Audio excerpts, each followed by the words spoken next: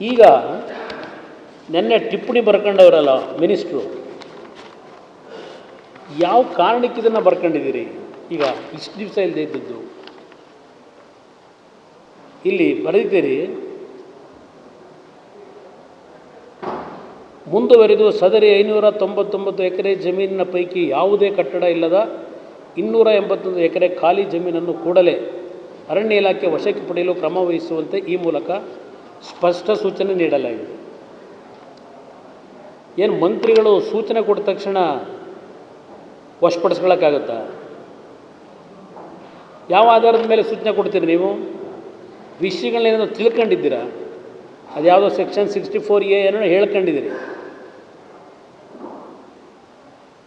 ಅರಣ್ಯ ಅಧಿಕಾರಿಗಳು ವಶಕ್ಕೆ ಪ್ರಯತ್ನ ಮಾಡದಿರೋದು ಸಚಿವ ಸಂಪುಟ ಗಮನಕ್ಕೂ ತರದೆ 2020ರಲ್ಲಿ ಡಿನೋಟಿಫಿಕೇಷನ್ ಮಾಡುವಂತೆ ಕೋರಿ ಸುಪ್ರೀಂ ಕೋರ್ಟ್ಗೆ ಮಧ್ಯಂತರ ಅರ್ಜಿ ಸಲ್ಲಿಸಿರುವುದು ಅನುಮಾನಕ್ಕೆ ಕಾರಣವಾಗಿದೆ.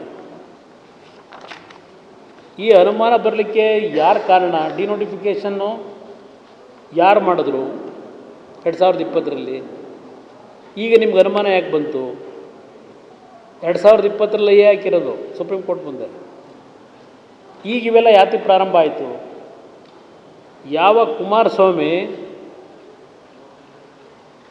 ಈ ಒಂದು HMT ಯೂನಿಟ್ಗಳಿಗೆ ಭೇಟಿ ಕೊಟ್ಟ,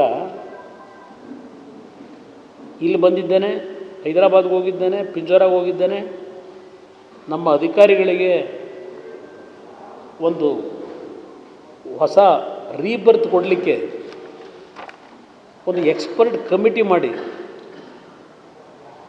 ಇವತ್ತು ಈ ಒಂದು ಕಾರ್ಖಾನೆಯನ್ನು ವಿಶ್ವೇಶ್ವರಯ್ಯ ಕಾಲದಲ್ಲಿ, ಮಹಾರಾಜರ ಕಾಲದಲ್ಲಿ ಅವತ್ತೇನು ನಿರ್ಮಾಣ ಆಗಿದೆ ಇದನ್ನು ಉಳಿಸಬೇಕು ಅನ್ನೋದಕ್ಕೋಸ್ಕರವಾಗಿ ಒಂದು ಎಕ್ಸ್ಪರ್ಟ್ ಕಮಿಟಿಯನ್ನು ರಚನೆ ಮಾಡಿ, ಏಕೆಂದರೆ ಮುಚ್ಚೋಗಿದೆ 2016ರಲ್ಲಿ ಸಂಪೂರ್ಣ ಕೇಂದ್ರ ಸರ್ಕಾರದಲ್ಲಿ ಇದನ್ನು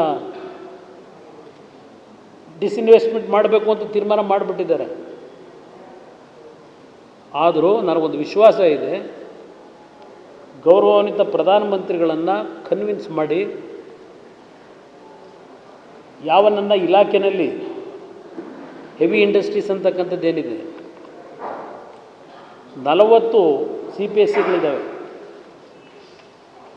ಅದರಲ್ಲಿ ಸುಮಾರು 26-27 ಮುಚ್ಚೆ ಹೋಗಿದ್ದಾವೆ. ಇನ್ನು ಕೆಲವು ಮುಚ್ಚೋಗೋ ಸ್ಟೇಜ್ನಲ್ಲಿದ್ದಾವೆ. ಇದೆಲ್ಲದಕ್ಕೂ ಒಂದು ಜೀವ ಕೊಡಬೇಕು ಅಂತೇಳಿ ನಾನು ಕಳೆದ 2 ತಿಂಗಳಿಂದ ನನ್ನದೇ ಆದಂಥ ರೀತಿಯಲ್ಲಿ ಶ್ರಮ ಆಗ್ತಾಯಿದ್ದೆ. ಇವತ್ತು ಇಷ್ಟು ಏಕಾಏಕಿನಲ್ಲಿ ಇವತ್ತೇನೋ ವಶಪಡಿಸ್ಕೊಂಬಿಡಿ ಅಂತೇಳಿ ನೆನ್ನೆ 10,000 ಕೋಟಿ 10,000 ಕೋಟಿ ವ್ಯಾಲ್ಯೂ. ಈಶ್ವರ ಖಂಡ್ರೆ ಅವರೇ, 2000ನೇ ಇಸ್ವಿಯಿಂದ 2004 ಯಾವ ಸರ್ಕಾರ ಇತ್ತು? 1999ರಿಂದ ಯಾರು UD ಮಿನಿಸ್ಟ್ರ್ ಇದ್ದರು? ನನಗೆ ರಾಜಕೀಯ ಬೆರೆಸಬಾರ್ದಿಲ್ಲೀಗ. ನನಗೆ ಬೇಕಾಗಿರೋದು ಈ ಸಂಸ್ಥೆ ಉಳಿಬೇಕು ಅನ್ನೋದಕ್ಕೋಸ್ಕರ ಇವತ್ತು ನಾನು ಯೋಚನೆ ಮಾಡ್ತಾ ಇರೋನು. ಅವತ್ತಿನ ಕಾಲದಲ್ಲಿ ಸುಮಾರು 200 ಎಕರೆ ಲ್ಯಾಂಡ್ನ ಮಾರಾಟ ಮಾಡಲಿಕ್ಕೆ ಪರ್ಮಿಷನ್ ಕೊಟ್ಟವ್ರು ಯಾರು? ಯಾರ್ಯಾರಿದ್ರು ಅವತ್ತು? ಸರ್ಕಾರ ನಡೆಸ್ತಿದ್ದವ್ರು ಯಾರು? 1999ರಿಂದ 2004 ಇದೇ ಕುಮಾರಸ್ವಾಮಿ 2006 ಮುಖ್ಯಮಂತ್ರಿಯಾಗಿ ಆದೇಶ ಮಾಡಿದ್ದೇನೆ, HMTಯ ವ್ಯಾಪ್ತಿಯಲ್ಲಿರ್ತಕ್ಕಂಥ ಯಾವುದೇ 1 ಇಂಚು ಭೂಮಿಯನ್ನು ಇನ್ನೇ ಇವತ್ತಿನಿಂದ ಯಾವುದೇ ರೀತಿಯಲ್ಲಿ ಇವತ್ತು ರಿಜಿಸ್ಟರ್ ಆಗಬಾರ್ದು, ಎಲ್ಲ ಸಬ್ ರಿಜಿಸ್ಟ್ರಾರ್ ಕಚೇರಿಗಳಿಗೆ ಸೂಚನೆ ಕೊಡಬೇಕು ಅಂತೇಳಿ 2006ಕ್ಕೆ ಕೊನೆಗಾಣಿಸ್ತೆ. ಅದಕ್ಕಿಂತ ಮುಂಚೆ ಏನೇನಾಗಿದ್ದಾವೆ ಸ್ವಲ್ಪ ಈಶ್ವರ ಖಂಡ್ರೆ ಅವರು ಈಗ ಅದೇನು ಹೇಳೋರಲ್ಲ ಅನುಮಾನ, ಅದು ನೋಡ್ಕೊಳ್ಳಿ.